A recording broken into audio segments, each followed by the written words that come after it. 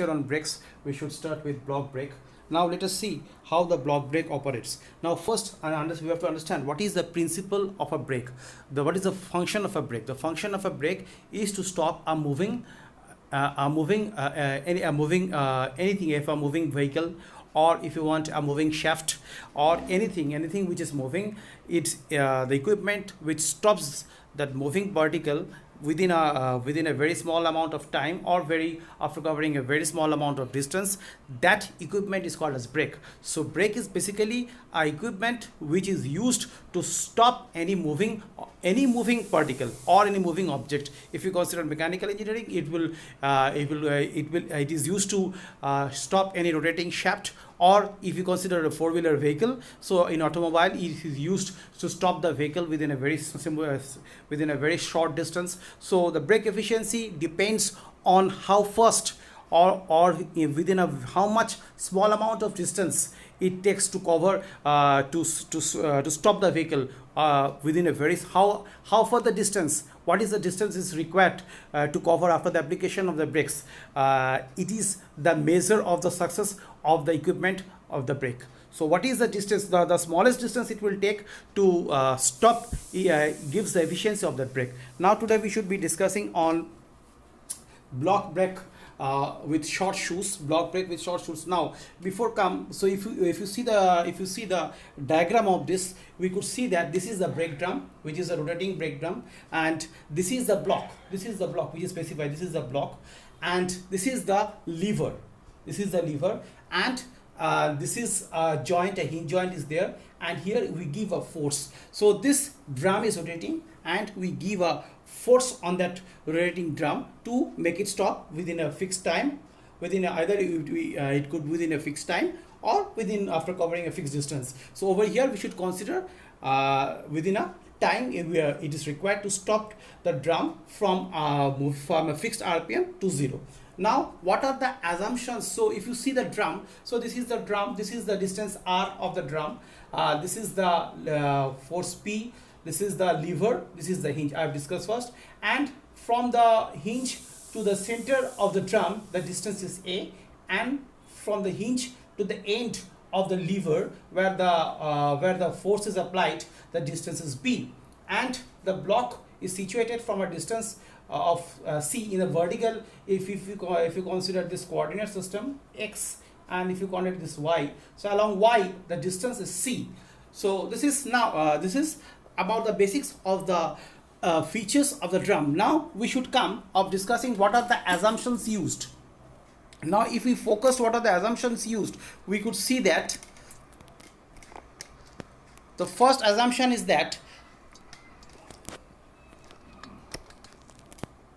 the block is rigidly attached to the lever. That means this block is rigidly attached to the lever. So it is rigid. There is no movement between the block and the lever. So that is the first assumption. The block is rigidly attached to the lever. The second assumption is that the angle of contact between the block and the drum is small. So angle of contact between the block and the drum is very small, and the drum is small, resulting in a resulting in an uniform pressure distribution. The second assumption is that the angle of contact between the block and the drum is small, resulting in a uniform pressure distribution. That means the pressure distributed in the block is uniform throughout. And the third assumption is that the brake drum is rotated in a clockwise direction. So you could see the brake drum is rotated in a clockwise direction. So these are the three assumptions over which the formulation is done, over which the mathematical force required to stop the drum is calculated. Now if we see this, if we concentrate on this, if you see this here if you see, this is if you make a free body force analysis of this two components. One is the drum and one is the brake. So drum, you could see that if you give a force P on this direction, so from here there should be a normal reaction. N, and as the block is moving in a clockwise direction, if you require to stop it, the frictional force will act in the opposite direction. From this direction the frictional force is required to act, and that is proportional to mu1, and this is proportional to mu1. So this is the force analysis of the drum. Now if you go for the force analysis of the lever, you see the lever, what are the forces? So if mu n is acting on this direction, if you want to give a force on this direction, mu n is acting on the drum in this direction, so it will act on the block on this direction, on just in the opposite direction, and the normal reaction should be also be the opposite. And this is the force on the this is the force given on the lever, and this is the reaction from the hinge Rx and Ry. These are the two reaction from the this is the Rx and this is the Ry. These are the two reactions.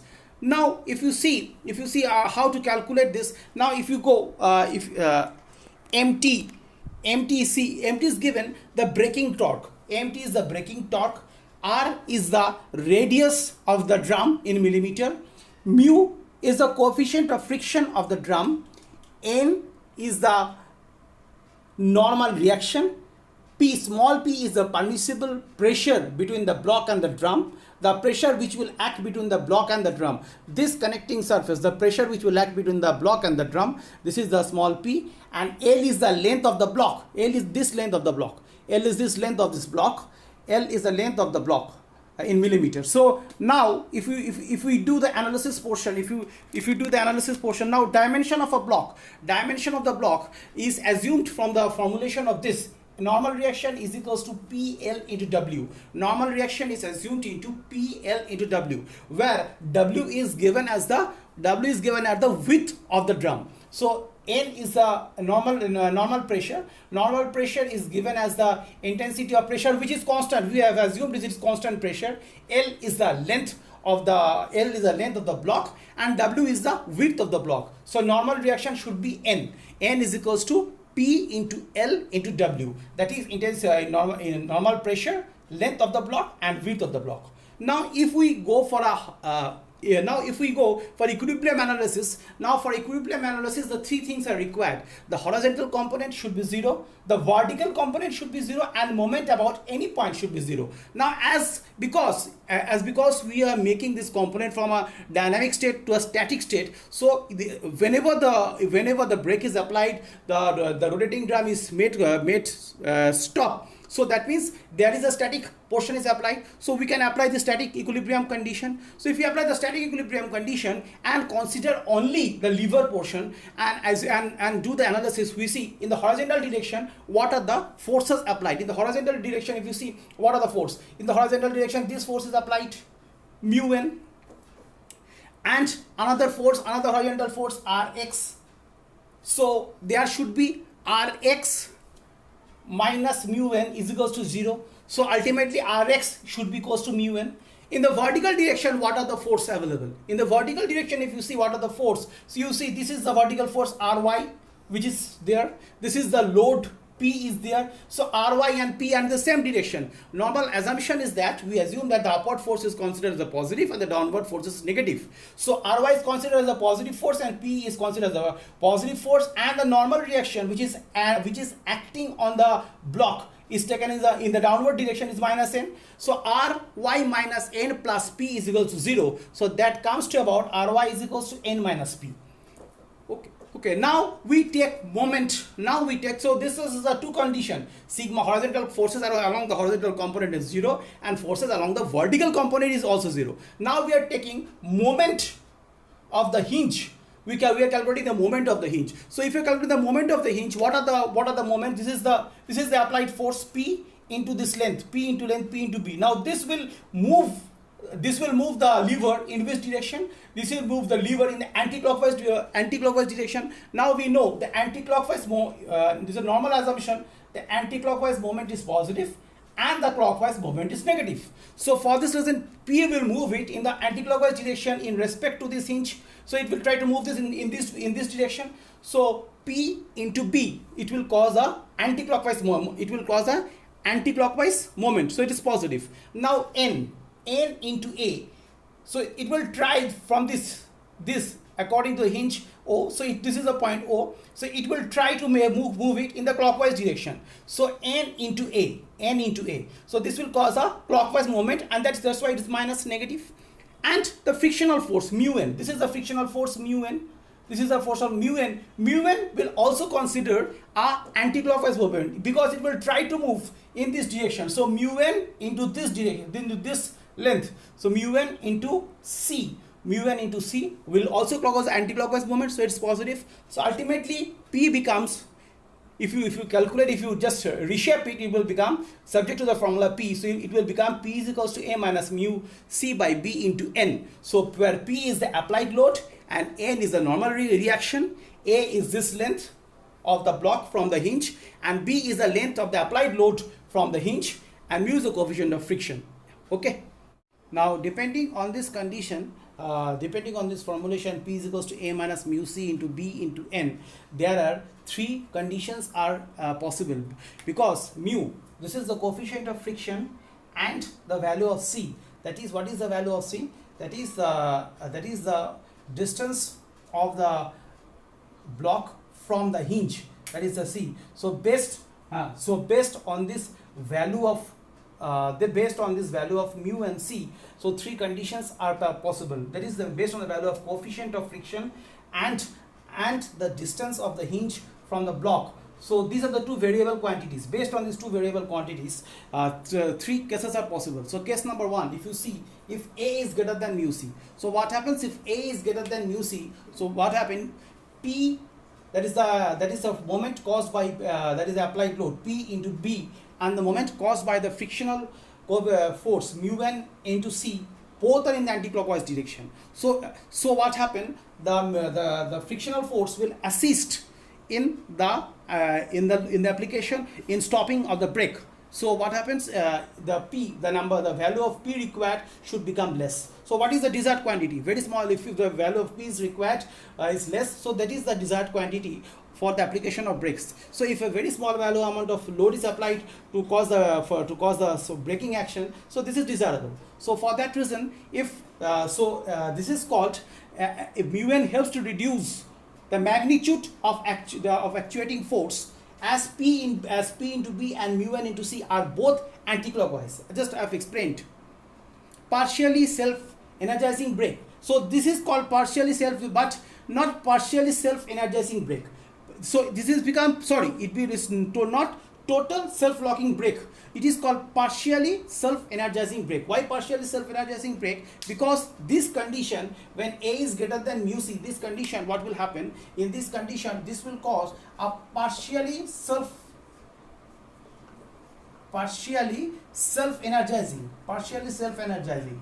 Means what? Partially self-energizing means this will energize the braking action. This mu n, as because both in the same direction, so this will help in the braking action. So a very small amount of force is required. This is case 1. Now case 2.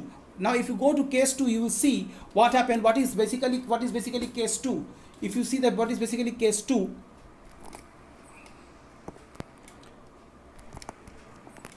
case 2, see, a is equal to mu c. A is equal to mu c when p is equal to 0. That means if a becomes equals to mu c, if a becomes equal to mu c, what will happen? This load, that is no load is required to cause the braking action.